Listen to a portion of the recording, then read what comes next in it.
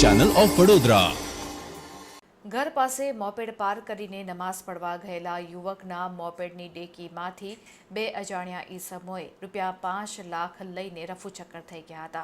ત્યારે સીસીટીવી ફૂટેજના આધારે પોલીસે તપાસ હાથ ધરીને 2 આરોપીઓને ઝડપી પાડ્યા છે।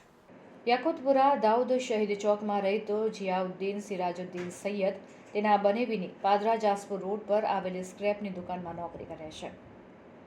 સિટી પોલીસ સ્ટેશનમાં તેણે ફરિયાદ નોંધાવી જણાવ્યું છે કે ગઈકાલે સવારે 8:15 વાગ્યે તે મોપેડ લઈને નોકરી પર ગયો હતો। 4:15 વાગ્યે બનેવીએ જણાવ્યું હતું કે સ્ક્રેપના રૂપિયા સાધના ટોકીઝની ગલીમાં શ્રી ગણેશ નામની આંગડિયા પેઢીમાં આવેલા છે, તે રૂપિયા લઈને ઘરે આપી દેજો, જેથી મોપેડ લઈને પાદરાથી વડોદરા શ્રી ગણેશ આંગડિયા પેઢીમાં સાંજના 5 વાગ્યે તે આવ્યો હતો।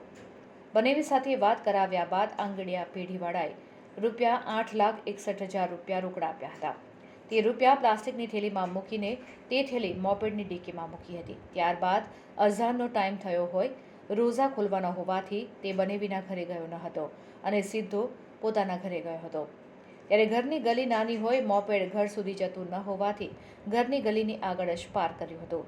રૂપિયા ભરેલી થેલી ડેકીમાં જ રાખીને નમાઝ પડવા ગયો હતો। ત્યારે નમાઝ પડીને 20 મિનિટ પછી પાછો આવ્યો અને ડીકી ખોલી ચશ્મા અને ટોપી મૂકવા જતાં રૂપિયાની થેલી ખુલ્લી જણાઈ આવી હતી।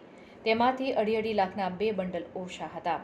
ડીસીબી પોલીસે મળેલી માહિતીના આધારે વસીમ ખાન, યુસુફ ખાન પઠાણ તથા મોહમ્મદ હુસેન અરશદભાઈની ઝડપી પાડી ₹4,31,000 કબજે કર્યા છે। વસીમ વિરુદ્ધ અગાઉ 15 અને મોહમ્મદ હુસેન વિરુદ્ધ અગાઉ 6 ગુના નોંધાયા છે।